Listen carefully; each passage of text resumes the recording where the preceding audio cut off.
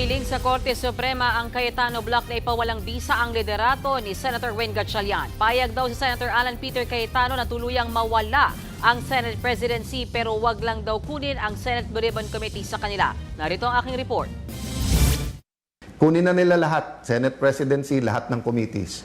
Pero kung sincere sila, iwan sa atin yung Blue Ribbon Committee para ang buong katotohanan. Ito ang mensahe ni Senator Alan Peter Cayetano sa paksyon ni Senator Win Gatchalian. Ilang minuto yan matapos niyang i-anunsyo na naghain sila ng petisyon sa Korte Suprema na humihiling ng status quo ante-order. Ibig sabihin, hinihiling ng Cayetano Block sa Korte na ibalik sa dating sitwasyon ng Senado. Layon daw nilang maprotektahan ng independence ng Senado at masiguro na hindi nababaliwala ang konstitusyon. The policy na ang Senate ay mailagay sa ilalim ng Malacanang at yung 12 daw ay pwede, hindi 13. So may statement po kami, it's also posted dito sa Facebook.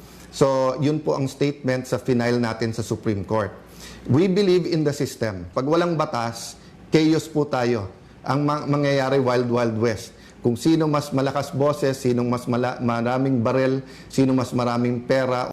Sa nasabing petisyon kabilang sa hiniling ng kampo ni Cayetano sa Korte Suprema ay ideklarang null and void o walang bisa ang sesyon na isinagawa noong June 3. Kasama rin sa pinapawalang bisa nila Cayetano ang pagkakaroon ng quorum sa nasabing sesyon sa bisa ng pagkakaroon ng 12 senador. Maging ang paghalal kay Senator Gatchalian bilang Senate President pro tempore at Acting Senate President at ang naging buong balasahan sa Senado ng binoykot nila ang sesyon, kabilang din sa pinapa-null and void ang paghalal sa bagong chairman ng mga komite. Muli ring iginiit ng Cayetano Block sa kanilang petisyon na dahil walang bisa ang nangyaring sesyon noong June 3, nananatili si Senator Alan Cayetano bilang Senate President, si Senator Loren Legarda bilang Senate President pro tempore, si Attorney Jose Luis Montales bilang Senate Secretary at lahat ng chairpersons ng komite bago sila mapalitan noong June 3. Hiniling din ng kampo ni Cayetano na lahat ng chairpersons na itinalaga ng Gatchalian Block ay dapat daw na tumigil sa pag-perform ng functions and duties bilang committee chairman. Hindi rin daw dapat magpatupad ng anumang resolusyon na inaprubahan noong June 3 o anumang measures na inaprubahan ng liderato ng Senado na nahalal noong parehas na araw. 9 na miyembro lang ng Cayetano Block ang pumirma sa nasabing petisyon. Kabilang dyan sina Senators Alan at Pia Cayetano, Loren Legarda, Jinggoy Estrada, Bongo, Rodante Marcoleta, Amy Marcos, Robin Padilla at Camille Villar. Kapansin-pansing hindi kasama sa petitioners sina Senators Joel Villanueva at Mark Villar na kasama sa Cayetano Block. Naka-out of the country daw ngayon si Senator Mark Villar. Kung matatandaan itong weekend, una nang nagpahayag si Senator Villanueva na dadalo sa special session na ipinatawag ni Pangulong Bongbong Marcos bukas. Pero ayon kay Senator Erwin Tulfo mula sa Gatchalian Block,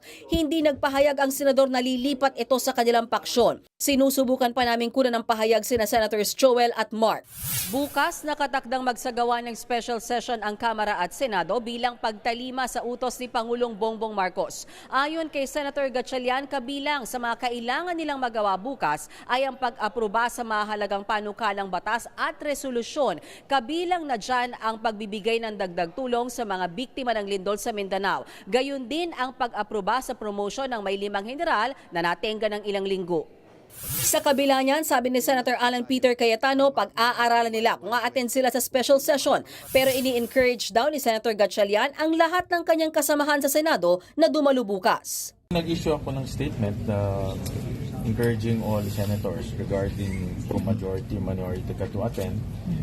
These are very important matters, lalo na yung sa CA.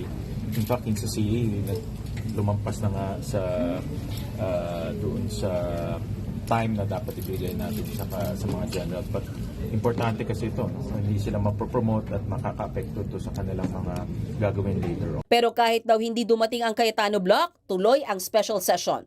Sir, paano kung hindi sila umaten yung block nila, makakapagpatuloy pa? Yes, because of the yung Avellino case, may quorum tayo.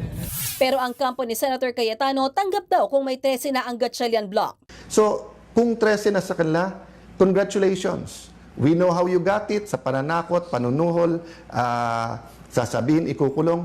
But sabi namin na anytime na 13 kayo, kayo na mamuno. Pero hindi magbabago principle namin.